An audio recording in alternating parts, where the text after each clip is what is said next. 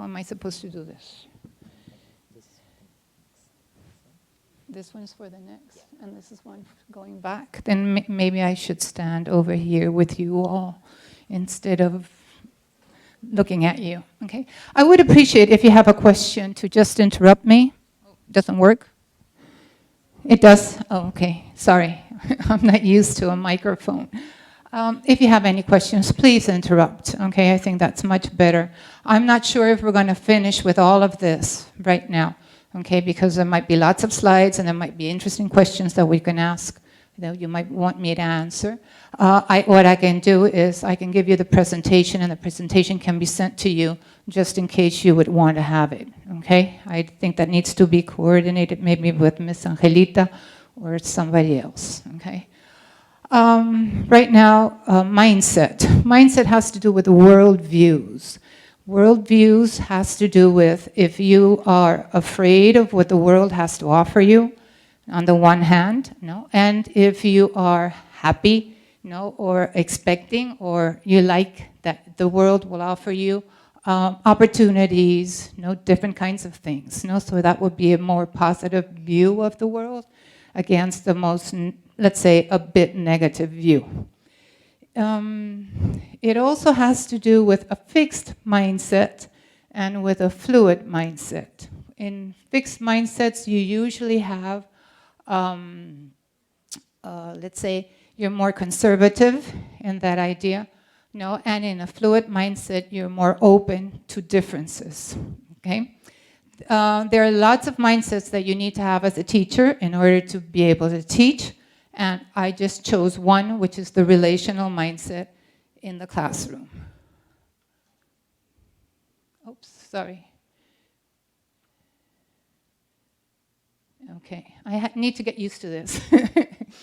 Okay, so there have been changes in the classroom, okay? There are many changes in life which reflects in the classroom.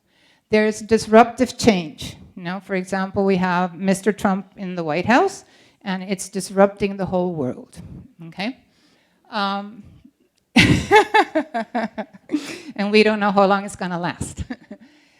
Jobs have changed. You know, your job as a teacher has changed. You know, I'm sure that my job as a teacher has also changed during the time that I'm here. Students have changed. You know? Your profession has changed. Teaching can be very frustrating. You know, there's a lot of technology going on. There's more administrative stuff that you need to do. You know, I think you all know about this. Okay? Now, working with students, you need to deeply understand that students come from different places, from different homes, you know, and the experience that they have, they can grow up, let's say, in a rich environment, or they can grow up in a poor environment. No, that is all going to affect the brain. No, and the brain will be wired according to your experiences. And that reflects the environment that you're growing up in, okay? The areas of the brain, for example, that are going to be affected is responsible for memory, impulse regulation, visual spatial actions, language, cognitive capacity, and conflict. I put that in Spanish. Okay, all of those are affected. There are issues. There's a health issue. Students will have a poor diet at home. They can have a rich diet. They can have a so-so diet. That's going to influence, you know, their learning in the classroom. There's going to be chronic stress, you know, depending on the person, depending on the activity too that you have to do in class. You know, because if you have an exam, some people get very stressful. It's a very stressful situation. You know, and if you have a fun activity, it will be less stressful. Okay. You also have social-emotional relationships going on, you know, in the classroom, whereby some of the students can have poor manners or better manners. They can misbehave.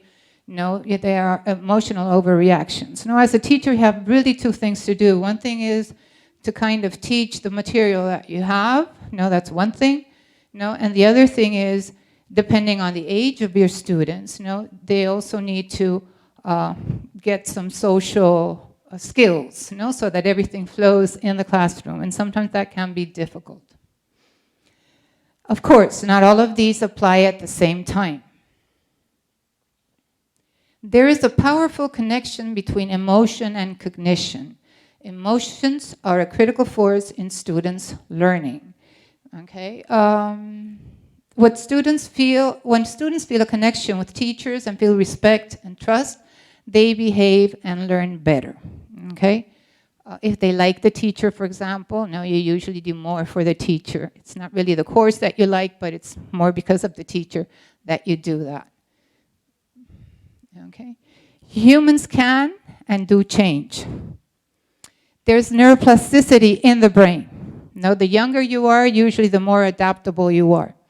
And the connections are made in your brain. If you have more experiences in one area, then there's going to be a cable, like in your brain, that's going to get stronger and bigger and thicker. If you want, those are usually your habits. Once you want to break that habit, it's very difficult sometimes to do so. But it's possible. And just 2 hours of cognitive training shows changes in the brain. The classroom teacher is still the single most significant contributor to student achievement. It's not anything that's outside. It's when you're in the classroom, because you're there for, I don't know how many years, you're teaching, like different levels. The student goes through school, and the teacher is the most important person in his life or her life while doing so, while growing up. It's greater than the effects of parents and peers and entire schools. So you as a teacher are it, or not it, are the person, because it is the thing. It's important to have a positive message in schools. Another one of the mindsets is to have a positive mindset, which I'm not talking about today, okay? Because the message, the stories that schools give, have to be upbeat, affirming, hopeful. That's what... I didn't catch your name because I came in late. It was Jenny. Jenny, was trying to explain to all of you, in her presentation. It was upbeat, it was affirming, it's hopeful. So mindsets matter a great deal. Okay, let's see what the research has to say. I come from the natural approach. Tracy Terrell was my advisor at the university, and one of the hypotheses that the natural approach has is the affective filter hypothesis. Now, what I understood was in the classroom, you need to have a nice environment in order to teach. Educational neuroscience talks about high and low affective filter. This is the educational neuroscience talks about emotions affect the classroom, okay? That's when I was studying that, that was mentioned in the books. I got this from Gestión. It was on page 5 on July the 2nd. It was a comment made by somebody from the Ministry of Education of Mexico. I translated that, and it says, a climate of harmonious and inclusive coexistence is conducive to learning. Okay, that's all nice and dandy. Sometimes it's easy to connect with students. Sometimes we come from the same background. You might come from a middle class, let's say, and your students might be from a middle class. But it's going to be difficult if you're from a middle class. No, it's not difficult. It's going to be more challenging. Let's be positive about this whole thing. If you have to teach, for example, people that come from a richer, they have more money, that go to better schools usually. Or, like if you have to teach in a school where you have children that come from a lower socioeconomic group. So there are differences. How do you relate? And that's not easy to do. So we're all in this together. When your students succeed, you as a teacher succeed. So you need to build a kind of teamwork. The relational mindset says we are all connected in this lift together, in this life together. Always connect first as a person and an ally, and second as a teacher. So do you do this If yes, how do you do this? No, because, for example, the affective filter said, like, okay, the classroom needs to be nice. No, my neuroeducational book says, like, okay, emotions is nice, and now in the classroom, it has to be positive and whatever, but they don't tell you how to do it. I mean, I didn't figure that out, how to do that, So the need to connect is hardwired in us. It's something that humans do. As infants, we need to connect with a person, usually the mother, because you depend on that person, for sleep, for safety, for clothes, for shelter, for interaction. Students also want teachers to offer more inclusion, to integrate their personal experiences into the lessons, and facilitate more interactive discussions and team-building activities. It's not a one-way street. It needs to be a two-way street. Are you all with me? Yeah? If I go too fast, please let me know. Okay, students who feel affinity for the teacher tend to engage more. This is especially true for students at the secondary level. Sometimes it's easier, for kids, for smaller, younger kids, for children that go to primary school, to love their teacher more. But once, like students get older, it's more difficult to connect with them. I hope that some of you have had that experience. So you need to personalize the learning. The most important thing, and this Tracy also was one of the things that he said, was learn students' names. Okay, create a me bag, share an everyday problem, share progress on goals. Learn your students' names is the most important thing. Sometimes the most difficult thing for a teacher, to learn, because you have like maybe 30, maybe 40, depending on how big, your classroom is. It's difficult. Sometimes there are 4 people with the same name in the classroom. So they have the same uniform on, usually, depending on the classroom that you teach.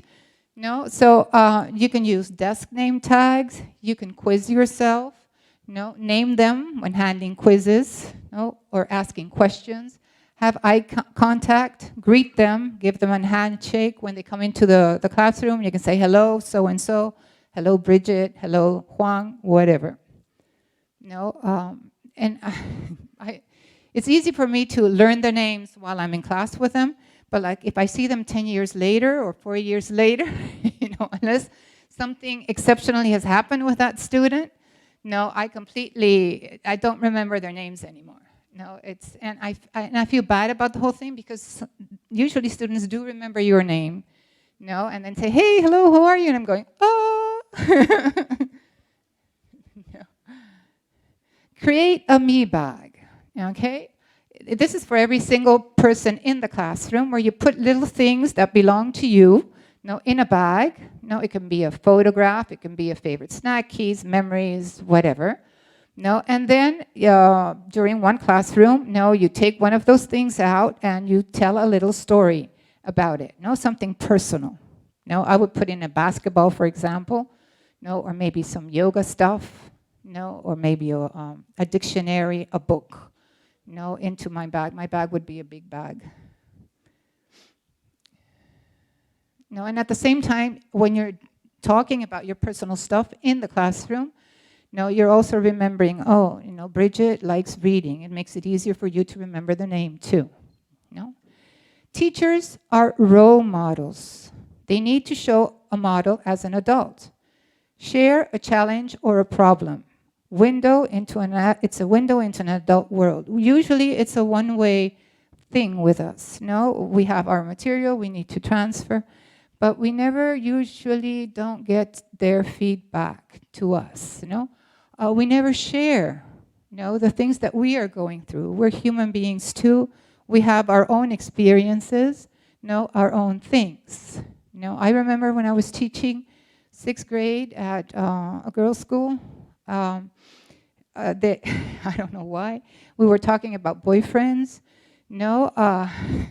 Girls, when they're 11 or 12-year-olds, they like talking about those things. They were watching all these soaps, They gave me advice on what to do, Yeah, it was really funny. No, Mickey, you should do this. Mickey, no, you should do that, Yeah, I was just going, what? No, it was funny. Share progress on goals. Set and share personal goals.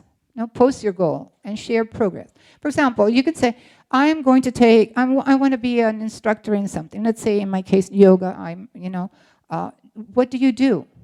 They also need to have, if they're learning English, for example, you also need to tell them, how they're progressing. So in your challenge, to become a yoga instructor, for example, you can say, okay, today I've done this. I finished chapter 1 or finished chapter 2. I was able to do this. And you share that with them. Connect everyone for success. Connecting with people, is what makes people happier than money. A strong feeling of acceptance in class and school helps protect students from damaging environmental and social threats. Sometimes it's difficult to accept the child, or your student as he or she is. We will talk about that later. Then there's the 50-50 rule. This is another point. To effectively impact academic achievement, teachers should split class time equally between social time and individual time. So you need to do cooperative learning, feeling of belonging, strong peer support networks. Okay, I'm not sure we can see this. The social time, you will have working in groups. My experience has been sometimes, even though they suggest that this is good to do, my experience has been that sometimes when you work in a group, there's always one or two that will not work. But it seems also because in business, later on, people are going to be put into groups in order to work, that they need to learn this experience in the classroom. I prefer to work like in twos, because then I know that they are working. But I also do 3s and 4s, depending on what it is. But there's always somebody that doesn't. You need to have study buddies, or partners to quiz each other, so that usually I pair somebody up who's a little bit stronger in English with somebody who's a little bit weaker. I also alternate, so that they all get to know. I will do 1, 2, 3, 4, 1, 2, 3, 4. Ones get together, 2s get together, 3s get together, so that they get to meet, all of the students in the classroom. Because usually, for example, you're probably sitting here next to somebody who you know. You might not know the teacher on that side, and that teacher on that side might not know that teacher on that side. When I do other types of workshops, I usually start with questions, and I put people in groups. That way you get to know a teacher from some other school, or institute, and you end up being friends. You end up knowing somebody, which is what I can't do here today. Okay, you can have learning stations, you can have group projects, and then you also have solo time. Now with all the computers that you have, you can work by yourself, on a computer. You can do reading, reflection, writing. There are different things that you can do in individual time. Collaborative strategies. Human beings are not just driven to be social. It's something that's in us, and it's in our DNA. We want to be part of a group. So why does social time work so well? Because it's fun. It builds connections for social skills, as well as academic skills. At secondary level, students don't want to lose face by letting down a friend or a classmate. In short, the emotional side gets a big boost when you add interdependency to lessons. Okay, when I was teaching, usually the setups in the classrooms, it's, okay, you have the teacher here, and then you have usually like desks there. In my case, it feels like, okay, I'm against all of you, even though that shouldn't be the case. So I would try to mingle. I would try to make students work, put them in groups, put them in twos, move desks. Move desks. Move students around. Once in a while, you just need to say, okay, stand up. Let's exercise a little bit like we just did. And move into something else. Because we're sitting too much in classrooms. No, it doesn't really help. And sitting is bad for your health. You have cooperative groups and teams of 4 or 5 students. No, allow them to work as a team, let themselves identify themselves as a team. No, having a slogan, a name, no, a logo. No, they might even develop a logo for that. No, give everyone a unique and valued role. No, set class norms for all group behaviors. Ensure the team works together daily. Now, class norms is important. It's something you need to agree on. You maybe come up with a contract on how to behave. No, so that if somebody misbehaves, no, we apply the rule that we all agreed upon, even the teacher, because we can misbehave too. Study buddies. Teachers set students up, no, with somebody who can help you out and who takes responsibility for the success of his or her partners in the class, no, to make sure, no, that we both get a good grade. Well, maybe not a grade because that reflects, no, but that we both know the material. I'm not really much for grades. No, I usually put checks or say check plus. No, instead of giving a grade, because students here also, you know, like focus on, I got a 20 or I got an 18. 20 is the highest grade that we have here. I got a 16, fine, I passed the course. No, but when you underline mistakes, for example, in a writing that they have, no, and they go in, you know, grade, okay, and what does this mean? No, why? Then they come up with questions. No, why did you underline he eat? No, for example. No, I don't know, you know, and then they can come up, ask, and then you can say, what's the third person singular? No, present tense, he eats. Ah, okay. Student mentors. Every student can benefit from receiving guidance, encouragement, and leadership from someone who has more experience. You know, so 4th graders can mentor 2nd graders, 6th graders can mentor 4th graders, 11th graders can mentor 10th graders. When I was in school, I think I was in the 2nd grade of high school, they paired us up with a second grade of primary school, and they send us to the classrooms, no, to check on their lunch. No, I was pretty mean. Yeah, I was 12 or 13 or whatever. I was pretty mean, and I had been taught, no, that, okay, you get your lunchbox, you have to eat everything that's in your lunchbox, no, because that's why they send it to you, no. So here we were kind of mentoring that, no. I remember like maybe a year ago, I met somebody who recognized me, and she was in the 2nd grade when I was in the 2nd grade of high school. No, and she said, you were really mean. And I went, oh, you know, like, oh, it couldn't be. No, but I also used this technique while teaching at the girls' school, because I asked a teacher from, I think it was older, I was teaching secondary school then, and we went to like a 4th grade. No, and we had the older kids read to the younger kids. No, it was an experience. They would have like 2 or 3 kids with them, younger than them. No, and they would do a reading exercise, read out of a book, comment on that. It was a great experience for the older kids because they learned, no, that some of those kids were not behaving as they should, no, and that they needed to do something about the discipline and talk about that. And you can also have temporary partners. What's most important is to show empathy, I think. You know, what students need most, someone who cares about their personal life as much about their school progress. You know, you need to try to put yourself, I mean, it's always difficult to really understand 100%, you know, like the other person's life, you know, but this is what's most important. No, you need to make caring explicit, and you need to use empathy tools. Some of the responses, you know, when you hear something that has happened to them, you know, I'm so sorry to hear that, you know, and then have a sad face while you're saying that, because if you say, I'm so sorry to hear that, no, and you give a fun face, no, it doesn't, the message doesn't get across.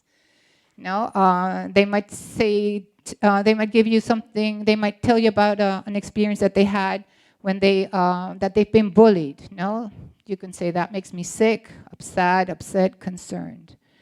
No, if somebody comes in late to class, it can happen. No, okay, come in, join, then talk. No, we were worried about you. No, what might have happened? Are you okay? No, maybe somebody falls. No, doesn't want to recognize that, no, she's hurt or he's hurt. No, check on the person's safety and well-being. No, another way of answering is, like, that's awful. I don't know if I could handle that as well as you are. No, because we don't always have the right ways of reacting to certain things. No, just as kids learn from you, you also learn from kids or people in general. Show empathy. Seek first to understand. Stop telling students how to fix situations at the moment that it happens. No, you can try to make them understand how to fix situations. Maybe or give them options, because you never know if the situation or the fixing that you've done is the right one for them to do. No, they also need to learn to make their own decisions and to see what works for them. No, don't lecture, which is what we kind of do. No, you're supposed to do this. No, why did you do that? No. Don't judge, which is difficult if you're in a fixed mindset. No, because if you have a fixed mindset, then you say, okay, this is how it should be. No, and you're doing that against my rules, really. No, and it's really not fair. No, sometimes people do things. No, they have a reason for doing it. No, they sometimes are in a situation whereby they have to do it that way. Connect quickly, using their names.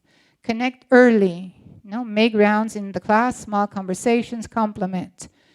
And you can also connect late. No, when check students when they leave the classroom, and sometimes they have to go to another class. No, maybe there's somebody that goes,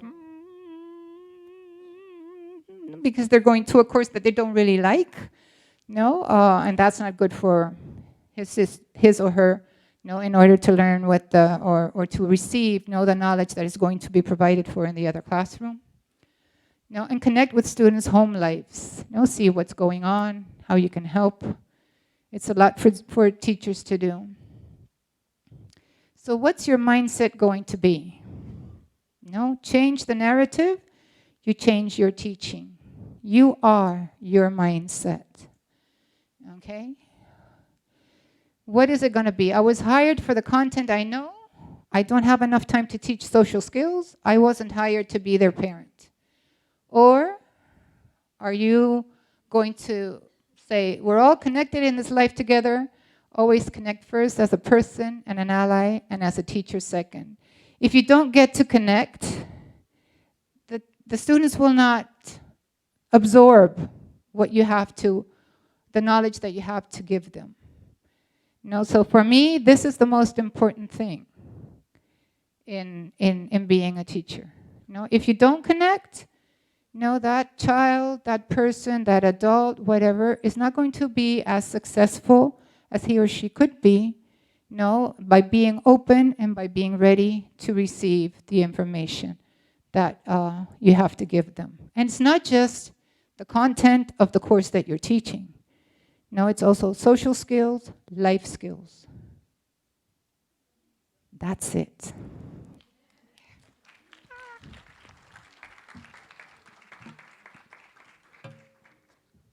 Okay, I have no idea what time it is. Or I don't know how this goes.